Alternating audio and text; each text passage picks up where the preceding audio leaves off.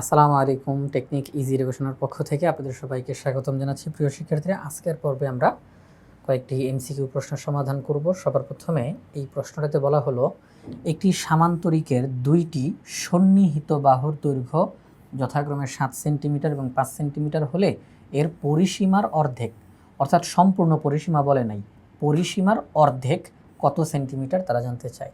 একটা সামান্তরিক কাকে বলে? যে চতুর্ভুজের বিপরীত বাহুগুলো সমান ও সমান্তরাল থাকে, অথবা আমরা আরেক ভাষায় বলতে পারি দুই জোড়া সমান্তরাল বাহু থাকে, তাকে সামান্তরিক বলা হয়। তো সামান্তরিকের ক্ষেত্রে বিপরীত বাহুগুলো সমান এবং সমান্তরাল। তো এখানের মধ্যে বলছে সন্নিহিত বাহু মানে কি?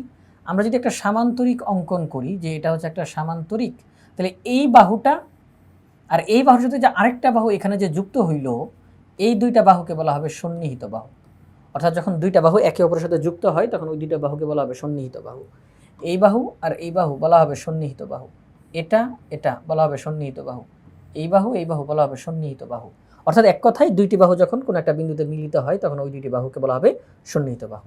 এখানে বলছে সামান্তরিকের দুইটি সন্নিহিত বাহুর দৈর্ঘ্য 7 সেন্টিমিটার।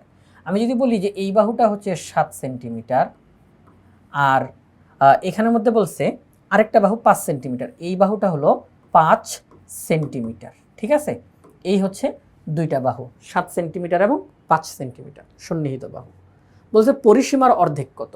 আচ্ছা প্রিয় শিক্ষার্থীরা, এটা যদি 7 হয় তাহলে অবশ্যই তার বিপরীত এটাও 7 হবে, ঠিক না? বিপরীত বাহুটা। এটা যদি 5 হয় তাহলে এটাও হবে 5। তো আমরা পরিসীমা মানে কি জানি? সব বাহুর যোগফল। তাহলে 7 5 12, 12 আর 7 হচ্ছে 19, 19 আর 5 হচ্ছে 24। তাহলে পরিসীমা হচ্ছে 24। আমাদেরকে বলছে পরিসীমার অর্ধেক কত। 24-এর অর্ধেক হচ্ছে 12, তার মানে ক নাম্বার অপশনটা হচ্ছে সঠিক উত্তর, 12 সেন্টিমিটার। যে সামান্তরিকের দুইটি সন্নিহিত বাহুর দৈর্ঘ্য 7 সেন্টিমিটার এবং 5 সেন্টিমিটার, ওই সামান্তরিকের পরিসীমার অর্ধেক হচ্ছে 12 সেন্টিমিটার। দ্বিতীয় প্রশ্ন, সমতলীয় জ্যামিতিতে এখানে 3টা অপশন দেওয়া আছে, কোনটা কোনটা সঠিক তারা জানতে চায়। প্রথম অপশনটা হলো সমবাহু ত্রিভুজের প্রত্যেকটি কোণ এক সমকোণ অপেক্ষা ছোট।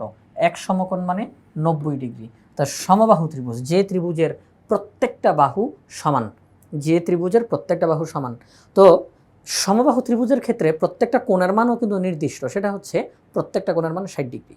সমবাহু ত্রিভুজের মধ্যে যে 3টা কোণ অবস্থান করে প্রত্যেকটা কোণের মান 60 ডিগ্রি করে, 60 ডিগ্রি করে।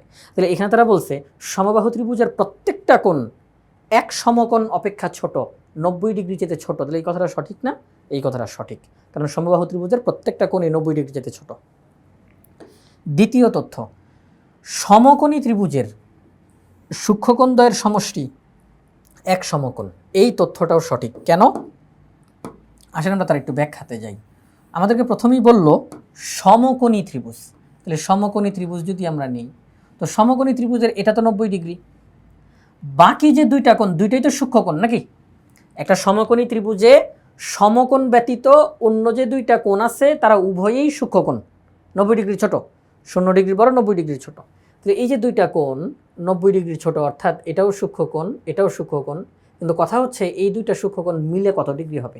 90 ডিগ্রি হবে। কেন? কারণ একটা ত্রিভুজের 3 কোণের সমষ্টি 180 ডিগ্রি। তাহলে সেই 180 ডিগ্রির মধ্যে এই কোণটা যদি একাই 90 হয়ে যায় তাহলে আর কত অবশিষ্ট থাকে? আরও 90 অবশিষ্ট থাকে, আর ওই 90 ভাগ ভাগ হয়ে এই দুইটা কোণের মধ্যে চলে যাবে।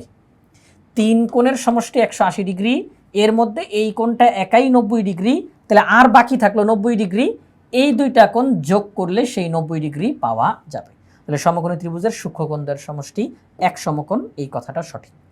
3 নম্বর তথ্য, ত্রিভুজের যে কোনো বাহু বর্ধিত করলে, বর্ধিত মানে বাড়ানো, বর্ধিত করলে উৎপন্ন বহিস্থ কোণ বিপরীত অন্তঃস্থ প্রত্যেকটি কোণ অপেক্ষা বৃহত্তর। এই কথাটাও সঠিক। কেন? আসলে একটু ব্যাখ্যাটা আমরা একটু জানি। আমরা একটা ত্রিভুজ নেই,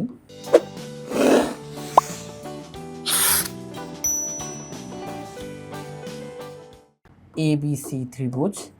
এবিসি ত্রিভুজের বিসি বাহুকে আমরা ডি পর্যন্ত বর্ধিত করলাম। তাহলে ত্রিভুজের বাহিরে যেই কোণটা তৈরি হবে তাকে বলা হবে বহিস্থ কোণ। ত্রিভুজের কোনো বাহুকে বর্ধিত করলে ত্রিভুজের বাহিরে যেই কোণ উৎপন্ন হয় সেটি হচ্ছে বহিস্থ কোণ, অর্থাৎ বাহিরে অবস্থানকারী বহিস্থ কোণ।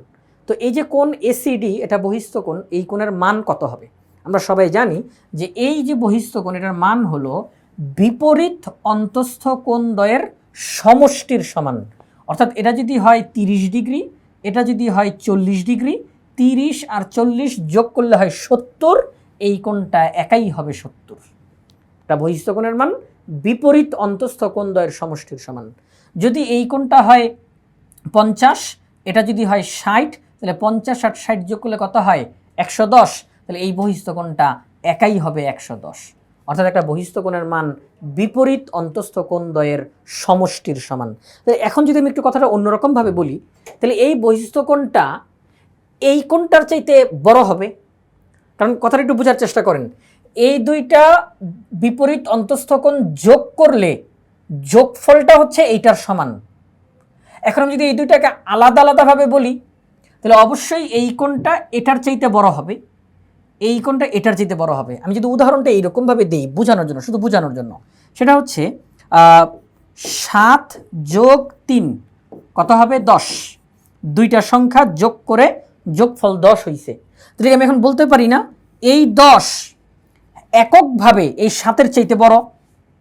যদি আপনি শুধু 7 নিয়ে কথা বলেন তাহলে এই 7-এর চাইতে 10 বড়। আবার যদি শুধু 3 নিয়ে কথা বলেন তাহলে 3-এর চাইতেও 10 বড়। 7 আর 3 যোগ করলে 10 হয়, তাহলে এই দুইটা সংখ্যার যোগফল 10-এর সমান। কিন্তু দুইটা সংখ্যাকে যদি আলাদা আলাদাভাবে বলেন তাহলে ওই 10 7-এর চাইতেও বড়, ওই 10 3-এর চাইতেও বড়। তাহলে এই দুইটা বিপরীত অন্তস্থ কোণ যোগ করলে যোগফল হচ্ছে এই বহিস্থ কোণের সমান। আমি যদি এখন এই দুইটা কোণকে আলাদাভাবে বলি, এই বহিস্থ কোণ এই অন্তস্থ কোণের চাইতেও বড়, এই বহিস্থ কোণ এই অন্তস্থ কোণের চাইতেও বড়, এই কথাটাই এখানে বলছে। ত্রিভুজের যে কোনো বাহু বর্ধিত করলে উৎপন্ন বহিস্থ কোণ বিপরীত অন্তস্থ কোণের প্রত্যেকটার চাইতে বড় হবে, প্রত্যেকটার চাইতে বড় হবে। এটা এখানে তারা বলতে চাইলো যে বিপরীত অন্তস্থ প্রত্যেকটি কোণ অপেক্ষা বৃহত্তর। তাহলে এটাও সঠিক। তাহলে এখানে 3টা অপশনই সঠিক।